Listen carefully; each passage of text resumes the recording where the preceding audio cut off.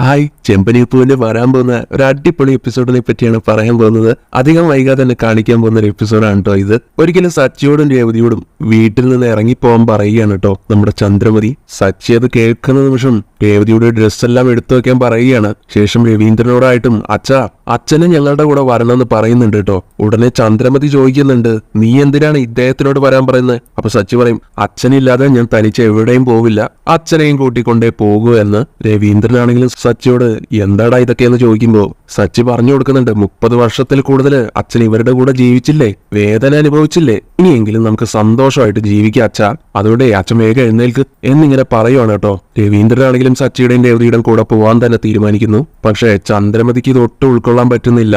ചന്ദ്രമതി ഓടി വന്ന് നീ അദ്ദേഹത്തെ വിടറാ എന്ന് പറഞ്ഞ് സച്ചിക്ക് നേരെ ചൂടാവുന്നു. ശേഷം രവീന്ദ്രനോടായിട്ടും ചന്ദ്ര ചോദിക്കുന്നുണ്ട്, ഞാൻ ഇവരോടല്ലേ പോകാൻ പറഞ്ഞത്, അതിന് നിങ്ങൾ എന്തിനാ ഇവരുടെ കൂടെ പോകുന്നത്? അതെന്താ ചന്ദ്ര നീ ഒന്നും അറിയാത്ത പോലെ സംസാരിക്കുന്നത്? അവൻ വിളിക്കുന്നത് നീ കേട്ടില്ലേ? ഞാൻ എന്തായാലും സച്ചിയുടെയും രേവതിയുടെയും കൂടെ പോവുകയാണെന്ന് തന്നെ തീർത്തും പറഞ്ഞ് രവീന്ദ്രനും കൂടെ ഇറങ്ങുന്നുണ്ട്. പക്ഷെ ചന്ദ്രമതി ആണെങ്കിൽ അതിന് സമ്മതിക്കുന്നില്ല. ചന്ദ്രമതി ബഹളം ഉണ്ടാക്കി രവീന്ദ്രനെ തിരികെ വിളിച്ചുകൊണ്ട് വരികയാണ് കേട്ടോ. ഇതൊക്കെ അറിയുന്ന ശ്രുതിയാണെങ്കിലും രവീന്ദ്രനോടായിട്ട് പിന്നീട് ചോദിക്കുന്നുണ്ട്, അച്ഛൻ എന്തിനാ ഇവരുടെ കൂടെ പോകുന്നത് എന്ന്. രവീന്ദ്രനപ്പ പറയും, എടാ നിന്റെ അമ്മ ഇതുവരെ സച്ചിയെ സ്വന്തം മകനായി അംഗീകരിച്ചിട്ടില്ല, എപ്പോഴും നിങ്ങളുടെ മകൻ എന്ന് എന്നോട് പറയും, അപ്പൊ എന്റെ മകൻ വിളിച്ചാൽ ഞാൻ പോകണ്ടേ? ശേഷം രേവതിയോടായിട്ട്, മോളെ രേവതി, സച്ചി പറഞ്ഞതുപോലെ ടെസ്റ്റ് എല്ലാം എടുത്തു നോക്കിയാൽ നമുക്ക് പോകാം.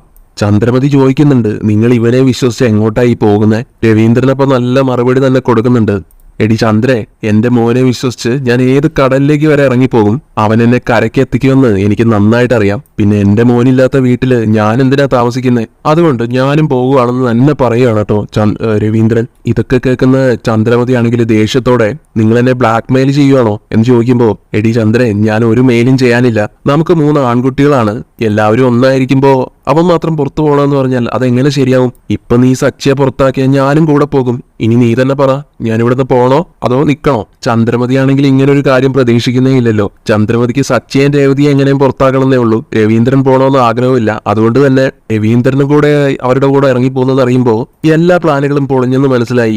ആകെ പേടിച്ച് സച്ചിയെ തന്നെ ഇങ്ങനെ തുറച്ചു നോക്കി നിൽക്കുവാണ്. എന്നിട്ട് പറയുന്നുണ്ട്, ഈ വീട്ടിൽ എന്റെ വാക്കിന് ഒരു വിലയില്ലാതായി, നിങ്ങൾ എന്താന്ന് വെച്ച ചെയ്തോ എന്നും പറഞ്ഞ് ദേഷ്യത്തോടെ റൂമിലേക്ക് ഓടിപ്പോകുന്നുണ്ട് ചന്ദ്ര.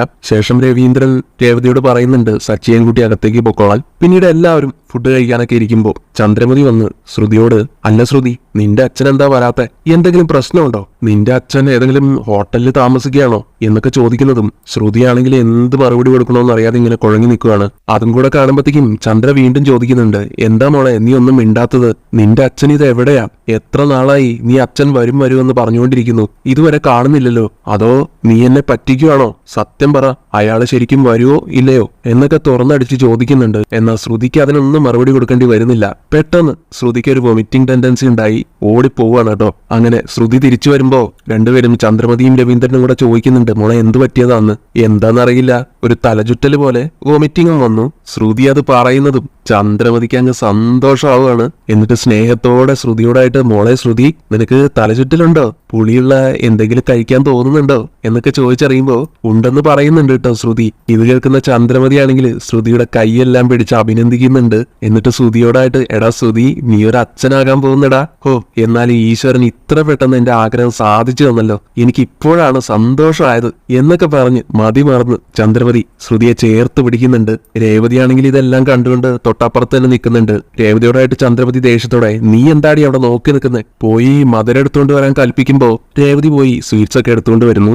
അതിനുശേഷം ചന്ദ്രമതി അഹങ്കാരത്തോടെ പറയുന്നുണ്ട് കേട്ടോ, ഈ വീട്ടിലെ മൂത്ത മരുമകള് തന്നെ ആദ്യത്തെ കുട്ടിയെ പ്രസവിക്കണമെന്ന് ഞാൻ ആഗ്രഹിച്ചതാണ്, അതിപ്പോ അങ്ങനെ തന്നെ സംഭവിക്കാൻ പോകുന്നു.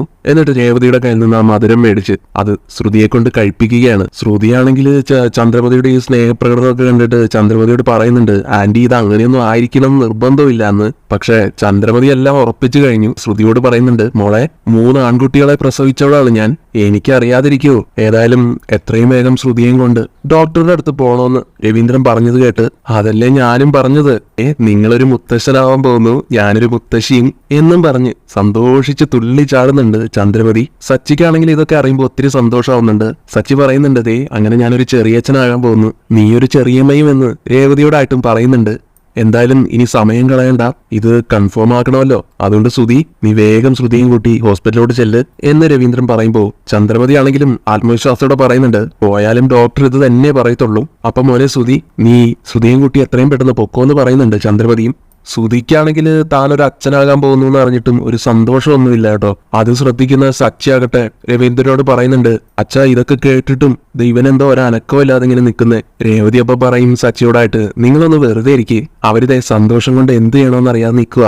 പിന്നീട് ചന്ദ്രമതി ആഹാരമൊക്കെ എടുത്തുകൊണ്ട് വന്നിട്ട് ശ്രുതിയെ അടുത്തിരുത്തിക്കൊണ്ട്, മോളെ ഇനി മുതൽ നീ നന്നായി ഫുഡ് കഴിക്കണം, വാ കാണിക്ക്, ഞാൻ വാരിത്തരാം. പിന്നെ ഇനി മുതൽ ഇങ്ങനെ ഓടിച്ചാടി നടക്കാനൊന്നും പാടില്ല, വയറ്റിലൊരു കുഞ്ഞുള്ള കാര്യം ഓർമ്മ വേണം, നിനക്ക് എന്താ ഇഷ്ടമെന്ന് വെച്ചാ എന്നോട് പറഞ്ഞു, ഞാൻ അതെല്ലാം ഉണ്ടാക്കി തരാം എന്നൊക്കെ പറഞ്ഞ് സ്നേഹം കൊണ്ട് മൂടുകയാണ് കേട്ടോ. താമസിയാതെ ശ്രുതിയെയും കൊണ്ട് ഹോസ്പിറ്റലിലേക്ക് പോകുന്നുകൊണ്ട് വൈകാതെ തന്നെ ഒരു സന്തോഷ വാർത്ത കേൾക്കുമെന്ന് പ്രതീക്ഷിക്കുന്ന ചന്ദ്രമതിയാണെങ്കിൽ അവര് പോകുന്നത് നോക്കിക്കൊണ്ട് തനിയെ സംസാരിക്കുന്നുണ്ട്, ഈശ്വര, അങ്ങനെ ഞാൻ ആഗ്രഹിച്ച കാര്യം നീ നടത്തി തന്നു.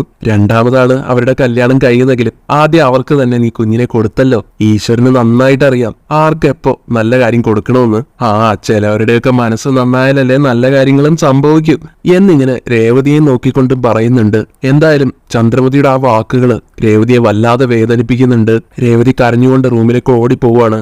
ശ്രുതിയാണെങ്കിൽ ഹോസ്പിറ്റലിലേക്ക് പോയിക്കൊണ്ടിരിക്കുകയാണല്ലോ. അപ്പോൾ ഇടയ്ക്ക് വെച്ചിട്ട് ശ്രുതിയോട് ചോദിക്കുന്നുണ്ട്, നമുക്കിപ്പോ ഒരു കുഞ്ഞു വേണോ ശ്രുതി? കല്യാണം കഴിഞ്ഞിട്ട് 1 വർഷം പോലും ആയില്ലല്ലോ, മാത്രമല്ല എനിക്കിപ്പോ ജോലിയില്ല, അതുകൊണ്ട് ഈ സിറ്റുവേഷനിൽ ഒരു കുഞ്ഞു വേണ്ട ശ്രുതി അങ്ങനെ പറയുന്നത് കേട്ട് ശ്രുതിക്കാണെങ്കിൽ ശരിക്കും ദേഷ്യം വരുന്നുണ്ട്. ദേഷ്യത്തോടെ തന്നെ ശ്രുതിയോട് പറയുന്നുണ്ട്, ഞാൻ പ്രഗ്നന്റ് ആണെന്ന് പോലും ഇതുവരെ കൺഫേം ആയിട്ടില്ല, അതിനു മുമ്പ് കുഞ്ഞ് പിറക്കാതിരിക്കാനുള്ള മാർഗങ്ങളെ പറ്റിയൊക്കെയാണ് നീ പറയുന്നത്. അച്ഛനാകാൻ പോകുന്നു എന്നറിയുമ്പോ നിന്റെ റിയാക്ഷൻ ഇതാണല്ലേ ശ്രുതി ഉടനെ പറയും, നീ പറയുന്നത് പോലെ ഒന്നുമല്ല ശ്രുതി, നീ തന്നെ ഒന്ന് ആലോചിച്ച് നോക്ക്, ഞാൻ പറഞ്ഞത് ശരിയല്ലേ, ഈ കമ്മിറ്റ്മെന്റ് ഒന്നും ഇപ്പൊ ശരിയാവില്ല, ഒരുപാട് ക്യാഷ് സ്പെൻഡ് ചെയ്യേണ്ടി വരും, എന്റെ അവസ്ഥയാണെങ്കിൽ നിനക്കറിയാലോ, ഞാനാണെങ്കിൽ ജോലി ഇല്ലാതെ കഷ്ടപ്പെടുകയാണ് എന്നൊക്കെ ശ്രുതി പറയുന്നത് കേട്ട് ശ്രുതി തിരിച്ചു പറയുന്നുണ്ട്, ഇനി നീ ഒന്നും പറയണ്ട, ആദ്യം ഇത് കൺഫേം ആണോ അല്ലയോ എന്ന് ചെക്ക് ചെയ്തിട്ട് തീരുമാനിക്കാം, ഞാൻ എന്റെ ഫ്രണ്ടിനെയും കൂട്ടിക്കൊണ്ട് ഹോസ്പിറ്റലിലേക്ക് പൊക്കോളാം, നീ എന്റെ കൂടെ വരണ്ട എന്നും പറഞ്ഞ് ദേഷ്യപ്പെട്ട് ശ്രുതി അവിടെ നിന്ന് പോകുന്നുണ്ട്.